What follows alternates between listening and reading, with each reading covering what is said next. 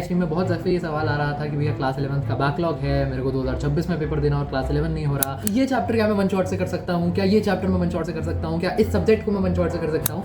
आज उन सारे ही सवालों को एक साथ खत्म करते हुए मैंने क्या किया, जेई का 11वीं क्लास का पूरा सिलेबस उठा लिया है। इस पीपीटी में हमने करी थी एक दफ़े, वो भी थोड़ी कम डिटेल थी, आज और ज़्यादा डिटेल में जाएंगे। एक एक चैप्टर पे मैं जाके बताऊंगा कि ये कंप्लीट लेक्चर से देखना है या वन शॉट से देखना है। सब्सक्राइब कर सकते हो, मुझे लगता है लाइक भी कर सकते हो। आज भाई कुछ कंटेंट ऐसा बनता है कि मजा लगता है कि यहाँ से हेल्प हो जाएगी बालक की, और ये मजेदार चीज निकाल दी है। ठीक है, तो इसी के साथ अपन वीडियो को स्टार्ट करते हैं। सबसे पहले फिजिक्स पे आ जाते हैं। मेरा फेवरेट सब्जेक्ट मेरे लिए हमेशा प्रथम रहा है, तो मैं इसको यहाँ भी प्रथम रखूंगा। फिजिक्स की शुरुआत होती है 11वीं कक्षा की सबसे इजी और बेसिक चैप्टर से, जिसका नाम है units and measurements. Units and measurements एक रिलेटिवली इजी चैप्टर है। There is not nothing very out of the world, nothing very new और difficult in it. If you know the basic concepts, if you know some tricks, then you will be able to do the questions very easily. तो इसके लिए verdict रहेगा कि तुम इसको one shot से जो है आराम से कर सकते हो। Basic mathematics and vectors, basic mathematics ये फिजिक्स में भी पढ़ाई जाती है अक्सर जगहों पर। ठीक है, वैसे कई दफे कोचिंग्स में मैथ्स में पढ़ा लेते हैं। बेसिक मैथमेटिक्स में तुम्हारा डिफरेंशिएशन, इंटीग्रेशन, ये सब चीजें आता है। वेक्टर्स में addition, subtraction, multiplication, vector triple product, scalar triple product, ये सब चीजें आती हैं। ये अगेन मेरे हिसाब से काफी आसान चीजें हैं। थोड़ा सा यूनिट्स एंड मेजरमेंट से मुझे हल्का सा डिफिकल्ट साइड पे लगा, तो आई सजेस्ट कि 8 से 10 घंटे का वन शॉट अगर तुम इसके लिए देखो तो बेहतर है। But yes, again one shot से चैप्टर को इजीली निपटाया जा सकता है। मोशन इन अ प्लेन के दो तरीके के सेगमेंट्स होते हैं हमारा, एक वन डायमेंशन, एक टू डायमेंशन। अक्सर ये साथ में पढ़ाए जाते हैं, मुझे थोड़ा डिटेल में जाना था तो मैं अलग ले गया। वन डायमेंशन जो है हद से ज़्यादा आसान है, इसको अगेन वन शॉट से करके फटाफट निपटाया जा सकता है। टू डायमेंशन अगर तुम फर्स्ट टाइम कर रहे हो can be a little bit tacky. I would suggest इसके लिए तुम कंप्लीट चैप्टर्स के लिए जाओ तो बेहतर है। इसके अपने आप में मात्र 7-8 लेक्चर होंगे, वो भी बहुत वर्स्ट केस में बता रहा हूँ। बेस्ट केस ये 3-4 लेक्चर्स में खत्म हो जाता है। थोड़ा सा डिफिकल्ट है, थोड़ा सा कंफ्यूजिंग हो जाता है, इसलिए आई सजेस्ट कि कंप्लीट लेक्चर्स के लिए जाओ। Newton's law of motion is a very very important chapter. People who are doing this for the first time will only use complete lectures for it. इसका one shot नहीं देखना है, इससे पूरी आगे की मैकेनिक्स इस पर निर्भर करती है। तुम्हें इसकी जितनी अच्छी अंडरस्टैंडिंग होगी, खासकर फ्रिक्शन वगैरह वाली पार्ट की, वो तुम्हारा रोटेशन में काम है। Work power and energy again very very crucial, very very important. इसके लिए भी तुम कंप्लीट लेक्चर्स के लिए जाओगे अगर फर्स्ट टाइम पढ़ रहे हो। यहाँ मैं उसी हिसाब से बता रहा हूँ कि फर्स्ट टाइम कौन पढ़ रहा है। ठीक है, एक बार अगर तुम पढ़ चुके हो पूरा तो तुम एनी केस में वन शॉट देख ही सकते हो, फिर तो सारी वन शॉट के लिए एलिजिबल हो जाएंगे। मैं ये वो बता रहा हूँ जिसका 11वीं बिल्कुल बर्बाद है और उसे जल्दी कवर करनी है, या लेक्चर का बैकलॉग हो गया उस हिसाब से। ठीक है, अगले लिस्ट पर चलते हैं फिजिक्स में ही। नेक्स्ट आ जाता है अपने पास circular motion. Circular motion is slightly easier, क्योंकि ऐसा नहीं है उसमें फॉर्मूलाज बहुत गंदे गंदे हैं, बहुत खतरनाक है, but when you go into the derivation of those formulas, वो जो बड़े बड़े गंदे गंदे टर्म्स आ रहे हैं वो बहुत सिंपल है उन तक पहुंचना, तो मुझे ईजी लगता था। आई वुड सजेस्ट इसका वन शॉट देख लोगे तो तुम्हारा काम बन जाएगा। सेंटर ऑफ मास में, centre of mass is a tacky thing. When you think about centre of mass it's very easy कि अच्छा इधर से हम एवरेज मार दो, बीच में हो जाएगा। सब बहुत आसान लगता है लोगों को कि इधर एम है, इधर एम है, तो 2 से डिवाइड कर दो, टोटल लेके इससे डिवाइड कर दो, तो L/2 और L/2 इधर, तो बीचों बीच जो है सेंटर ऑफ मास बन गया। भैया कितना आसान है, लेकिन इसमें ना बहुत सारी चीज़ें हैं। ज्योमेट्रिकल शेप्स का तो तुम्हारा सेंटर ऑफ मास कैसे होना चाहिए, तुम्हारा सर्कल में तो बीच में होता है, बट ट्राइंगल में अगर स्केलीन है, ट्राइंगल आइसोसेलेस है, तो कैसे कहाँ आएगा सेंटर ऑफ मास, और ये सब चीज़ें मेन्स भले ही छोड़ दे, लेकिन जेई एडवांस्ड में ये सब बहुत ज़्यादा पूछा जाता है किसी भी चैप्टर के साथ मिक्स करके। तो सेंटर ऑफ मास के लिए खासकर जो केसेस हैं कि अलग अलग शेप्स का, अलग अलग मासेस का, जो कंटिन्यूअस मासेस हैं जहां तुम्हें dx लेके काम करना पड़ता है, उस तरीके जहां ग्रेडियंट है कि अच्छा मास जो है वो लेंथ पे डिपेंड कर रहा है। ठीक है, जैसे जैसे लेंथ बढ़ रही है मास भी बढ़ रहा है, डेंसिटी बढ़ रही है, तो उस तरीके से जो चीजें हैं वो तुम्हें मुश्किल है, वन शॉट में नहीं हो पाती कवर। तो आई सजेस्ट इसके लिए कंप्लीट लेक्चर्स तुम्हें देखने चाहिए। ठीक है, system of particles and rotational motion, फर्क ही नहीं पड़ता तुमने किया हो ना किया हो, टफ है। इसका वन शॉट देखना is never a good recommendation. हमेशा इसके कंप्लीट लेक्चर्स जाओ, क्योंकि इसमें तुम्हें हर एक केस देखना पड़ेगा। तुम्हें टॉपलिंग का पता करना है, रोलिंग का पता करना है, तुम्हें सेंटर ऑफ इनर्शिया वगैरह की चीज़ें जो है वो पता करनी है, moment of inertia, bar bar centre of inertia बोल देता हूँ, मोमेंट ऑफ इनर्शिया वगैरह पता करना है।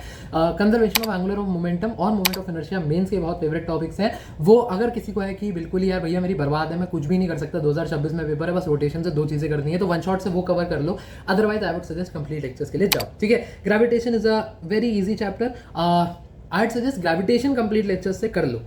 पूछो क्यों भैया, आसान है यार, हो जाएगा। देखो, इलेक्ट्रोस्टैटिक्स आता है 12वीं में जाके एक चैप्टर। अगर ग्रेविटेशन पे तुम्हारी अभी अच्छी पकड़ है, तुम 2027 के एस्पायरेंट हो, तो कंप्लीट लेक्चर्स देख लो, क्योंकि कंप्लीट लेक्चर्स से तुम्हें प्रॉपर अंडरस्टैंडिंग मिल जाएगी और आगे इलेक्ट्रोस्टैटिक्स में वो अंडरस्टैंडिंग तुम्हारे बहुत काम आएगी।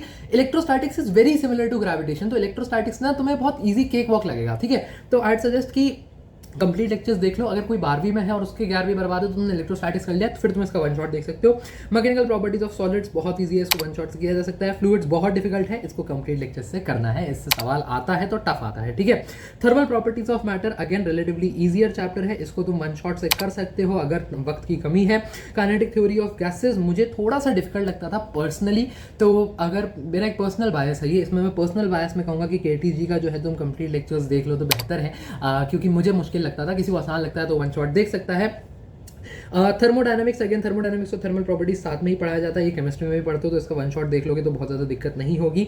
कैलोरीमेट्री वगैरह भी ईजियर ही रहता है, मतलब ये मुझे आसान लगता था। ऑसिलेशंस यानी SHM ये इसका नाम होता है। SHM एक रिलेटिवली टफर चैप्टर है अगर तुम्हें इसकी अंडरस्टैंडिंग ना हो पाए, वैसे तो बहुत ईजी है, SHM और वेव्स मिला के टेक्निकली वही है, वो इक्वेशन बनानी होती है x की डिस्प्लेसमेंट में, y की x के टर्म्स में और काम हो जाता है जनरली। तो इसके लिए मैं सजेस्ट करूँगा कंप्लीट लेक्चर्स। फिर तुम सोचोगे भैया ईजी बोल के कंप्लीट लेक्चर सजेस्ट करो, क्योंकि इसमें ना केसेस बहुत सारे हैं, सवाल बहुत सारे लगाने हैं, स्प्रिंग वगैरह के सवाल सारे टाइप्स तुम्हें कवर करने हैं, तो आई सजेस्ट इसके लिए तुम कंप्लीट लेक्चर्स के लिए जाओ, ठीक है। अगली बात पर आ जाते हैं फटाफट। अगला सब्जेक्ट जो है फिजिकल केमिस्ट्री। फिजिकल केमिस्ट्री में मोल कंसेप्ट तुम्हारा जो है ये तुम्हारा पूरा बेस बनाता है, इसके लिए कंप्लीट लेक्चर्स पे ही जाना है, इसका वन शॉट नहीं देखना, क्योंकि तुम्हारी पूरी केमिस्ट्री का बेस बनाएगा। इसकी अंडरस्टैंडिंग तुम्हारे लिए बहुत ज़्यादा जरूरी है अगर तुम पहली बार कर रहे हो। Atomic structure is a relatively easier chapter, it's just theory, a lot of theory, then there is Bohr's atomic model which is a lot of formulas. If you get the understanding of applying those formulas that should be easy. Last में जो वो वाला part आता है इसमें electron filling वाला part और quantum numbers वाला पार्ट, वो बच्चों को कई बार कंफ्यूजिंग लगता है, तो चाहो तो उसके लेक्चर्स अलग से देख लेना वन शॉट से, अदरवाइज ये चैप्टर बहुत इजीली किया जा सकता है। इसमें एक पंकज सर का वन शॉट है एटॉमिक स्ट्रक्चर का, बहुत अच्छा है, वहां से देख सकते हो। मंजिल एकदम पहली बार जब आई थी तब का है वो, ठीक है। States of matter advance level का चैप्टर है, ये अब कंप्लीट लेक्चर से ही करना है, क्योंकि एडवांस के लिए पढ़ना है तो फिर ढंग से पढ़ना है, ठीक है दोस्त। थर्मोडायनामिक्स अगेन ये इजियर साइड का चैप्टर है, इसको तुम वन शॉट से कर सकते हो। इक्विलिब्रियम टफ है, केमिकल और आयनिक इक्विलिब्रियम दोनों की अच्छी अंडरस्टैंडिंग जो है इंपॉर्टेंट है, उसको तुम्हें कंप्लीट लेक्चर से ही करना है। रिडॉक्स रिएक्शंस इजियर साइड पे है, इसकी अंडरस्टैंडिंग मिल जाती है, इसके लिए 6 से 8 घंटे का लेक्चर देख लिया तो वन शॉट देख लिया तो तुम्हारा काम इसमें बन जाएगा। काफी चैप्टर्स वन शॉट के लिए एलिजिबल कर दिया है मैंने। इनऑर्गेनिक केमिस्ट्री पे आ जाते हैं। इनऑर्गेनिक केमिस्ट्री का देखो इसमें ना बात यह है कि लेक्चर हो चाहे 12 घंटे का वन शॉट हो, अगर इन्फॉर्मेशन पूरी होगी तो फर्क ही नहीं पड़ता, क्योंकि inorganic chemistry at the end of the day is more और लेस फैक्ट्स, ठीक है। केमिकल बॉन्डिंग वगैरह जो है वो थोड़ा सा इंपॉर्टेंट है कि हाँ वहाँ पे अपने को चाहिए, तो केमिकल बॉन्डिंग में तो 100% तुम कंप्लीट लेक्चर्स ही देखोगे। Periodic table and its properties, जैसे अभी पीरियोडिक टेबल के बारे में अगर यहाँ तुमने कोई 12 घंटे का वन शॉट देख लिया तो तुम्हारा काम बहुत ईजिली बन जाएगा। पी ब्लॉक एक डिफिकल्ट चैप्टर है, इसके लिए मैं नहीं कहूँगा कि वन शॉट में जाओ। पी ब्लॉक अब तो वैसे अधिकतम सिलेबस से कट गया है, बहुत थोड़ा बहुत ही बचा है, तो वन शॉट में पूरा देखने का मतलब भी नहीं है, जितना सिलेबस में आता है उतने के कंप्लीट लेक्चर्स देखो। एस ब्लॉक और हाइड्रोजन एडवांस लेवल के लिए पढ़ने हैं, इसमें तुम इनके कंप्लीट लेक्चर्स देखोगे, प्लस इसमें एनसीईआरटी की रीडिंग भी लगाओगे, दबा के पूछा जाता है भाई, बहुत पूछा जाता है ये, ठीक है। नेक्स्ट पर आ जाते हैं organic chemistry. IUPAC nomenclature relatively easy है, आसानी से हो जाता है, इसका वन शॉट देख सकते हो। GOC को कंप्लीट लेक्चर से देखना है। कई बच्चे पूछते हैं भैया GOC का कौन सा वन शॉट देखूं, क्या देखूं। अगर तुमने पहले करा होता है तो मैं रोहित अग्रवाल सर का ऑर्गेनिक केमिस्ट्री का एक वन शॉट है बहुत बढ़िया, GOC जनरल ऑर्गेनिक केमिस्ट्री का एक वन शॉट है बहुत बढ़िया, मैं वो रिकमेंड कर देता हूँ। पहली बार पढ़ रहे हो, GOC की अंडरस्टैंडिंग बहुत डेट्रीमेंटल है पूरी ऑर्गेनिक केमिस्ट्री के लिए, तो इसको तुम कंप्लीट लेक्चर से देखोगे। आइसोमेरिज्म मुझे बहुत टफ लगता था तो मुझे इसका वन शॉट देखना लाजमी लगा नहीं, क्योंकि आइसोमेरिज्म सीखना जरूरी है। मेंस पूरा सवाल ऑर्गेनिक केमिस्ट्री का देगा, तुम कर ले जाओगे, लास्ट स्टेप में आइसोमर पूछ लेगा, तुम लटक जाओगे, तो कोई फायदा नहीं है, इसके कंप्लीट लेक्चर्स इसके देखोगे।